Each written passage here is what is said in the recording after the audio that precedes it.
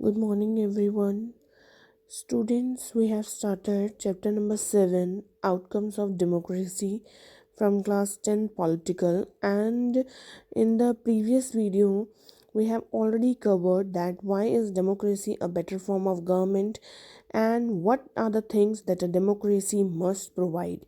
It means what is democracy and what is the main outcome, what is the result of democracy. As we know, democracy is a kind of government where the rulers are elected by the people and all the power is vested in the hands of people. And why democracy is better than other form of government? Because somewhere it is a legitimate government, it promotes the equality, dignity of the individual, and it provides a method to resolve the conflict. Then, what are the things that a democracy must provide? Regular elections, the people have the right to choose the rulers, the people participation in the decision making, and it provide the transparency means if any leader is doing any of kind of corruption or misusing his or her power, so it is a democracy in which we can change our ruler. It means democracy is a transparent, जैसे हमें देखा जा सकता है clearly that who are doing what. Now student, the next topic is measurement of democracy as per their outcome. We are saying that India has opted democracy as a form of government. So, what are the outcomes? What are the results? And what the results are coming? Are they satisfied? It means democracy के जो result आ रहे हैं अब हम उनको measure करेंगे of democracy as per their outcome. First कह रहे हैं regular free and fair election, then open public debate on the major policy and legislation, and citizens' right to information about the government and its functioning. Regular free and fair election होने चाहिए. हम democracy के outcome की बात कर रहे हैं तो बिल्कुल डेमोक्रेसी में सबसे मेन जो है इलेक्शंस ही होते हैं, specially Lok Sabha election after every 5 year. तो जितने भी इलेक्शन हैं वो रेगुलर मतलब टाइम टू टाइम होने चाहिए, फ्री होने चाहिए एंड फेयर होने चाहिए. कोई भी बीच में मैन्युपुलेशंस नहीं होनी चाहिए. Then open public debate on the major policies and the legislations. बच्चे हमने डेमोक्रेसी में देखा है कि पब्लिक डिबेट जितने भी मेजर पॉलिसीज़ हैं या अगर कोई लॉ बनने जा रहा है तो उस पर पब्लिक डिबेट होनी चाहिए, मतलब पब्लिक का ओपिनियन मैटर करता है. और अगर हम डिक्टेटरशिप कंट्री में रह रहे हैं तो वहाँ तो पब्लिक का ओपिनियन कोई मैटर ही नहीं करता क्योंकि वहाँ एक सिंगल पर्सन रूल है. लेकिन डिक्टेटरशिप में कोई भी मेजर पॉलिसीज़ में, स्ट्रेटजीज़ में, लॉज में ओपन पब्लिक डिबेट होना चाहिए. Then, citizens' right to information about the government and its functioning. Citizens' right to information about the government and functioning means every citizen have the right to know about the government policy, what the government is doing, what the government is not doing. It means student we have the right to information as well. right to information कह रहा है कि हम कोई भी government की file उठाकर उसे खोल सकते हैं, उसे पढ़ सकते हैं, एक्सेप्ट कुछ इसमें लिमिटेशन है. जैसे डिफेंस रिलेटेड अगर कोई फाइल है या डिफेंस रिलेटेड कोई पॉलिसी है वहाँ पे राइट टू इंफॉर्मेशन को थोड़ी सी रिस्ट्रिक्शन है, थोड़ा सा बाउंड है. Otherwise citizen has the right to information about the government and its functioning. Government कैसे काम कर रही है, क्या पॉलिसीज़ बना रही है, कितना बजट है, ये सब हमारे पास सिटीजन के पास राइट है. Then tainted record. अब मैंने कहा ये तो होना चाहिए, ठीक है ना. डेमोक्रेसी में रेगुलर फ्री फेयर इलेक्शन हो चाहिए. अब एग्जैक्ट रिजल्ट क्या निकल कर आ रहा है, ठीक. Fall short of election that provide a fair chance to everyone and in subjecting every decision to public debate, sharing information with the citizen, frustrate the needs of the people and corruption. कुछ positive records हैं, कुछ negative. मतलब अगर हम democracy के records उठाकर देखें तो करप्शन भी है डेमोक्रेसी में. मैंने इवन पॉलिटिकल पार्टी में भी आपको बताया था कि जो लीडर्स हैं they are corrupt, they are taking sometime the bribes. Then frustrate the needs of the people. जितना हम यहाँ पे बात कर रहे हैं कि पब्लिक ओपिनियन होना चाहिए, लेकिन अगर वेलफेयर की बात करें तो लोगों का वेलफेयर नहीं हो रहा. Then sharing information with the citizens. बच्चे शेयरिंग इन्फॉर्मेशन हम उतनी ही इन्फॉर्मेशन सिटीजन्स को प्रोवाइड करवा रहे हैं जितनी हमें चाहिए, मतलब according to us, according to the leaders, and fall short of elections that provide a fair chance to everyone, and in subjecting every decisions to public debate. Then we can, what we can expect from the government. अब हम government से क्या expect कर सकते हैं? We can expect the government to be attentive to the needs of the people, their demand, at the same time the government has to be free of corruption. Government को लोगों की needs के बारे में सोचना चाहिए, उनके लिए पब्लिक वेलफेयर के लिए स्कीम्स अगर बनाई हैं तो उन्हें प्रॉपर एग्जीक्यूट करना चाहिए, और करप्शन फ्री होना चाहिए इंडिया। मतलब कोई किसी भी ऑफिस में अगर काम करवाना है तो वहाँ ये जो रिश्वत चलती है कि इतना दे दो फिर ये काम हो जाएगा, it should be controlled. Then economic growth and development. In 1950 to 2000, the dictatorships had the higher rate of economic growth. 1950 से लेकर 2000 तक यहाँ पे हिटलर दिखा रखे हैं, जर्मनी की बात कर रहे हैं, या अगर मैं नॉर्थ कोरिया की बात करूँ तो वो ये कह रहे हैं कि जो डिक्टेटरशिप कंट्रीज़ हैं उनकी इकोनॉमिक ग्रोथ ज़्यादा है as compare to dictatorship. Economic development depends on the several factor. दे इंडिया की इकोनॉमिक डेवलपमेंट, इकोनॉमिक का मतलब होता है बच्चे कहीं ना कहीं इनकम, एक्सपेंडिचर, जीडीपी, प्रोडक्शन, ये सब फैक्टर, मार्केट, ये सब इकोनॉमिक डेवलपमेंट में आ जाता है। एंड देन कह रहे हैं इकोनॉमिक डेवलपमेंट किस चीज़ पे डिपेंड करता है? कंट्रीज पॉपुलेशन साइज, और इंडिया की पॉपुलेशन तो बहुत ज़्यादा है। तो बच्चे जिन कंट्रीज़ की पॉपुलेशन कम है वहाँ का ऑटोमेटिकली इकोनॉमिक डेवलपमेंट जल्दी होगा as compare to those countries who have the high population. Then global situation, global situation का यहाँ ग्लोबलाइजेशन का मीनिंग दे रखा है कि आप कितना ग्लोबलाइजेशन कर रहे हैं, इम्पोर्ट एंड एक्सपोर्ट क्या कर रहे हैं, और उससे बेनिफिट कितना हो रहा है।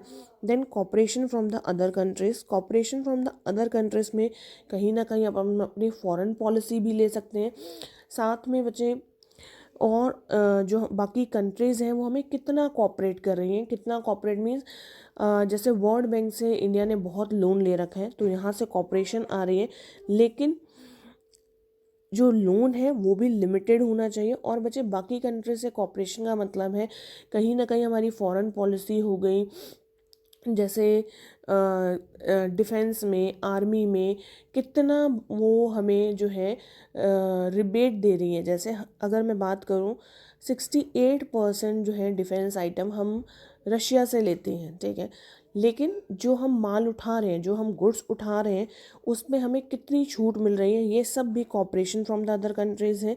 And economic priority adopted by the country, economic priorities adopted by the country का मतलब है हमें सबसे पहले किस चीज़ पे फोकस करना है। फर्स्ट 5 ईयर प्लान जब हमने बनाए थे तो हमने फर्स्ट प्लान में एग्रीकल्चर को प्रायोरिटी दी, सेकंड में इंडस्ट्रियलाइजेशन को प्रायोरिटी दी। तो हमारी प्रायोरिटीज़ क्या हैं, सबसे पहले हम चाहते क्या हैं, ये भी डिपेंड करता है कि इकोनॉमिक डेवलपमेंट कितनी होगी और कैसे होगी। Then democracy doesn't appear to be successful in reducing the economic inequalities. मैंने आपको ऑनलाइन क्लास में भी बताया था बच्चे कि डेमोक्रेसी का सबसे बड़ा डिसएडवांटेज क्या है? Unequal distribution of wealth. The rich become richer day by day and the poor become poorer day by day. So a small number of ultra rich enjoy a highly disproportionate share of wealth and income. Their share in the total income is increasing and people at the bottom of the society have very little to depend on.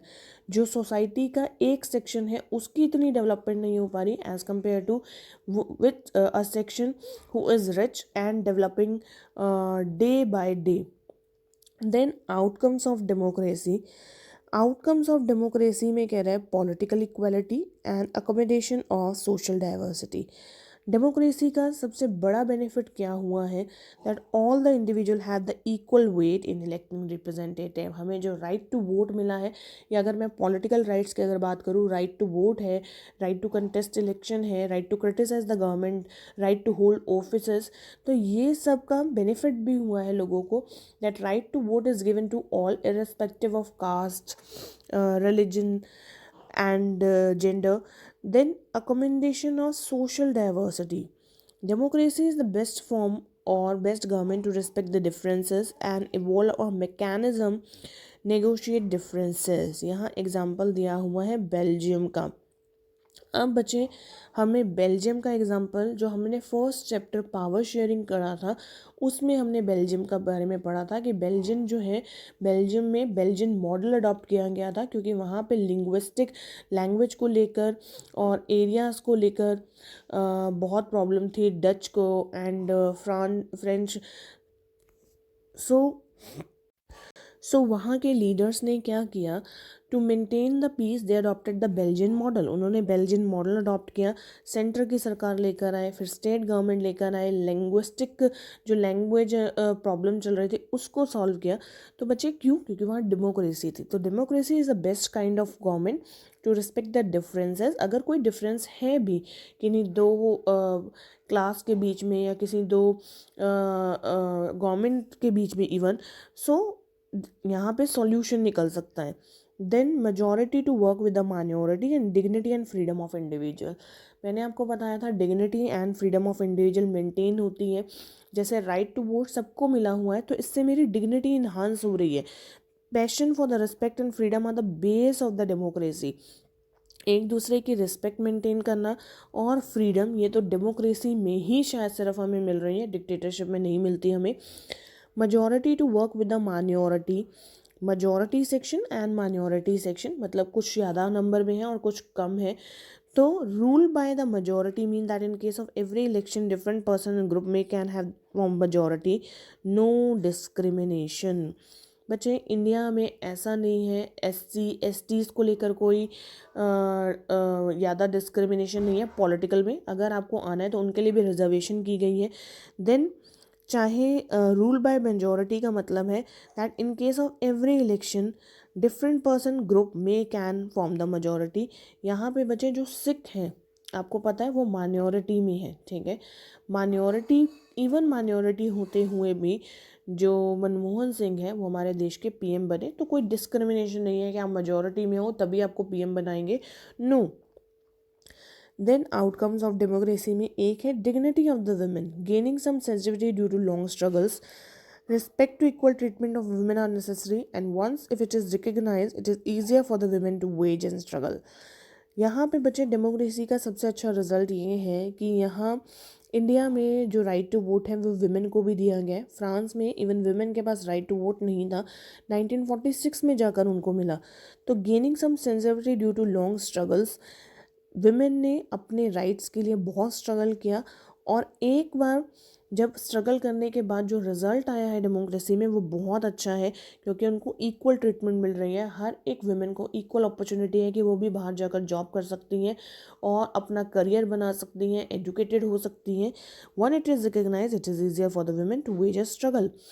Then जब उन्हें एक पहचान मिल गई है society में तो उनका जो स्ट्रगल है वो कहीं ना कहीं थोड़ा सा क्या हुआ है, कम। Then mention the steps taken to reduce the effect of casteism in democracy. Casteism बच्चे आपको पता है कि कास्ट बेस पे जो इतना डिस्क्रिमिनेशन है बैकवर्ड क्लास वालों के साथ, स्पेशली OBC SC STs के साथ। So in India the democracy has strengthened the claims of the disadvantage and discriminated caste for the equal status and opportunity. India में राइट टू इक्वालिटी के अंदर जो untouchability है वो भी ख़त्म कर दी गई है। राइट टू इक्वालिटी क्या कह रहा है, everyone is equal. Then reservation in the job and educational institution, उनके लिए रिजर्वेशन पॉलिसी अडॉप्ट की गई है। कोई भी गवर्नमेंट जॉब वहाँ पे उनको रिजर्वेशन दे दी गई है क्योंकि टू अपलिफ्ट देम, उनको अपलिफ्ट करने के लिए। Then constitutional provision for safeguarding the interest of minority, weaker section and backward classes and it is the recognition that make ordinary citizen value their democratic rights. और बच्चे कुछ constitutional provisions हैं हमारे पास। Indian constitution में लिखा गया है minorities के लिए उनके राइट्स, जैसे रिजर्वेशन पॉलिसी सबसे बड़ी है एग्जाम्पल। देन उसके बाद है बच्चे success of democracy come with more expectation and complaints from the people which indirectly indicates participation. Success of democracy comes with a more expectation and complain. अब बच्चे we have a representative democracy, we have no time, we don't want to utilize our time in the democracy, so we choose the representative. लेकिन बच्चे जो हमारे representative हैं कहीं ना कहीं हम उनसे बहुत ज़्यादा एक्सपेक्ट करते हैं और कंप्लेंट्स ज़्यादा करते हैं। तो इस वजह से जो लोगों का पार्टिसिपेशन है वो एज अ कंप्लेंटेंट ज़्यादा है, कंप्लेंट्स ज़्यादा आती हैं, और कुछ कर दिखाना एक्चुअली वो कम है। मैं आपसे भी पूछूं, हर स्टूडेंट जो है आईएएस, डॉक्टर, आईपीएस ये बनना चाहता है, कोई पॉलिटिशियन बनना चाहता ही नहीं है। सो यहाँ पे कह रहे हैं the success of democracy come with more expectation and complaints for the people which indirectly indicates the participation. Then people have developed awareness, ability to expect and look critically at the power holders. यहाँ पे बच्चे जैसे first point में बोला कि participation के time पे भी हम क्या कर रहे हैं, हम पार्टिसिपेट तो कर रहे हैं डेमोक्रेसी में, लेकिन बहुत ज़्यादा उम्मीद लगाकर, बहुत ज़्यादा कंप्लेंट्स कर कर. सिमिलरली लोगों में अवेयरनेस आ गई है, ability to expect and look critically at the power holders. अब जो है लोगों में थोड़ी सी अवेयरनेस आ गई है डेमोक्रेसी को लेकर, अपने वोटिंग को लेकर, और वो कहीं ना कहीं समझने लगे हैं कि एडमिनिस्ट्रेशन को रन करना it is not an easy task. Then what that matter, democracy, legitimate government and dictatorship. ये बच्चे मैंने आपको सारे वर्ड्स बता दिए हैं बीच में. Accountable government, then it means the responsible government. Accountable, answerable हो गया. The government which people have the right to know the decision, have the right, the means to examine the process of decision making is a responsible government. So I hope student this topic is clear to you. If you have any doubt you can call me. Thank you students.